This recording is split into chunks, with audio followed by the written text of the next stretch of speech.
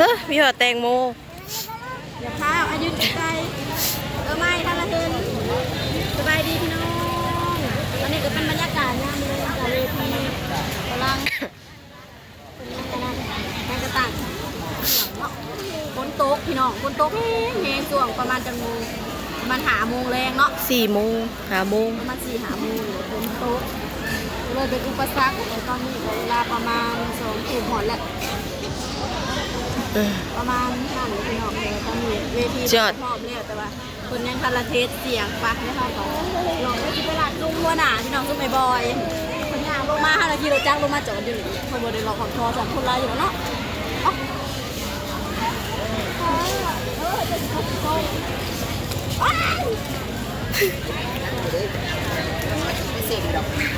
โดดมาพกแม่เปิดเบิดเลยดูไปนี่มาหรอวะกำลังจะฮอดก็อย่างไวอะไรแม่จะสาอากาเห็นจ้าบ้านเลยไม่ที่ไหนมึงหันไม่ที่ไหนจะพาวนี่ไทยเนี่ยเลยก่อนนี่อยากไปซื้อไปสั่งอยู่นอกมาถ่ายกล้องกันหน่อยทีมงานเราพร้อมมากพี่น้องมือนี้ใครพูดเบยพาลูกไปซื้อขนมก่อนด้วย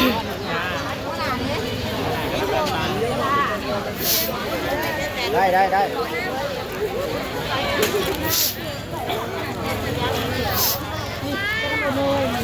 เอาถ้าเราบ่เห็นเอา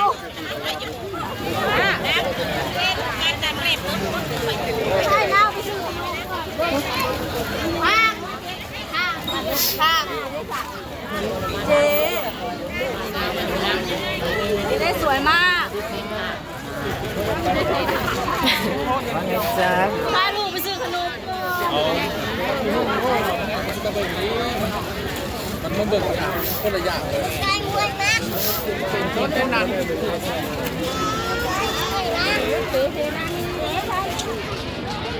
มีตู้นะ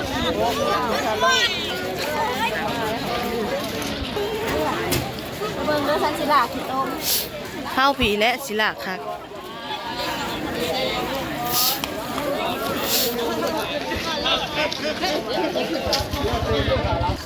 ตาดีเถอะยังเอาลูกหน่อยสื่ออย่างโอ้ย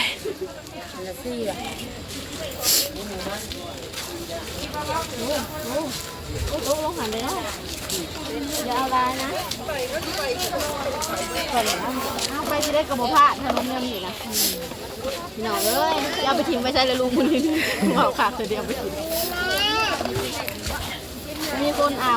พญาทอนกำลังเดินทางมาพี่น้องไกลที่ฮอดแล้วล่ะเดี๋ยวดึกๆเดี๋ยวจะเอามาส่งไปนอนน่าสิชั่วโมงหนึ่งเนาะจะพันก่อนจบและปกติไปโรงเรียนหนังกรรมเอาจะเต็มกรรม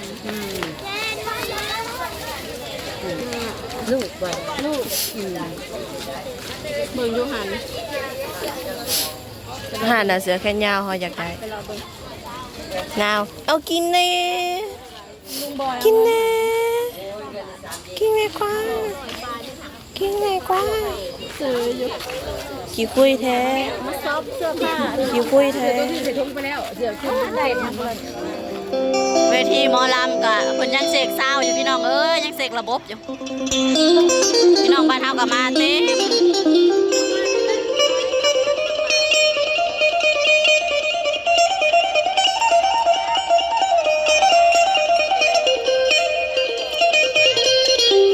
ฝนตกใครแต่มันตกแต่เว้นตกแล้วก็แล้วบ่คือวางบุญบางไฟน่ะตกหมอลำสิลำแล้วก็ตกลงมา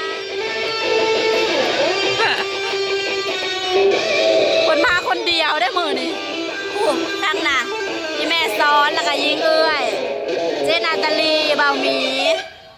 ทีมงานทางเอ้ยปนีเดินทางมากำลังสิหอดพี่น้องเอ้ยคือสิมาทันอยู่เพราะว่าแล้วงานเพิ่นกัน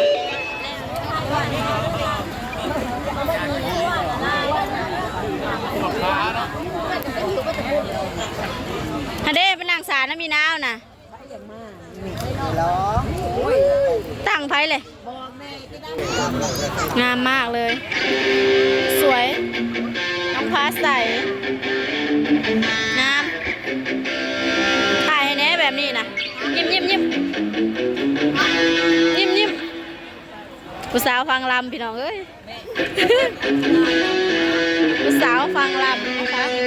คนกำลังเริ่มมาหลายเนาะแบบสีงามๆถ่ายนะมันเป็นสีชมพู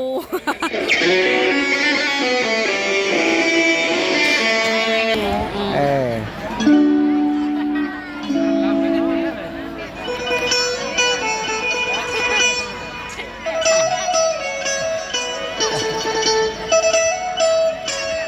ฟังลำ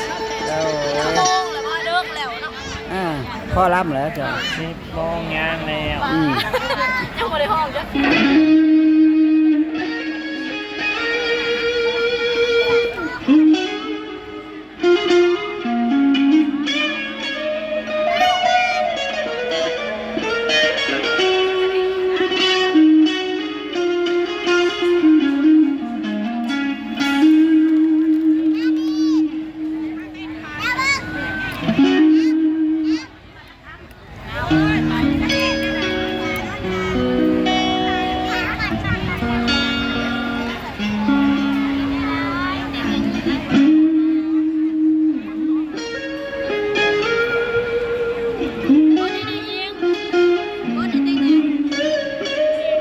พระเจ้าน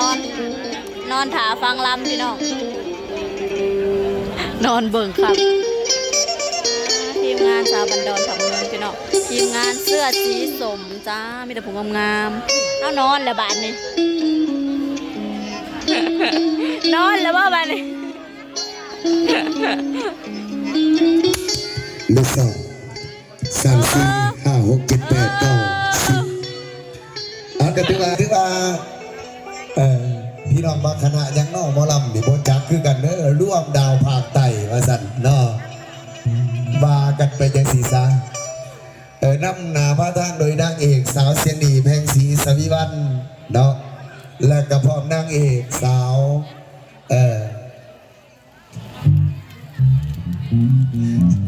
สาวเสียงกำมะยีวสันต์สมฤดีสีสว่างบงแหบมหาเสน่ห์โอ้ย กำลังเริ่มพี่น้องเอ้ยเลิกเลย กับนางเอกสาวหน่อยซีจะได้น้อยอีหลาเนาะกีซอนน้องนางเอกสาวเสียงอ่อนกวนใจนักเรียนบ่วสันต์ มีแต่แม่ลูก มาประกบกันมื้อนี้เพิ่นบ่นิ่นฝ่ายยิ่งปานใด หอบลูกหอบเต้า สำหรับฝ่ายชายนี่ก็ แม่ลูก มีห อ่อ ลาน ย มัก พี่น้อ ม่ว ง นปุยแม่ นั ซ้ บ อน แต่พระเอกได้ แม่ซ้อนกับยิงเอื่อยเลิศ นี่แหละอายุ15 ปี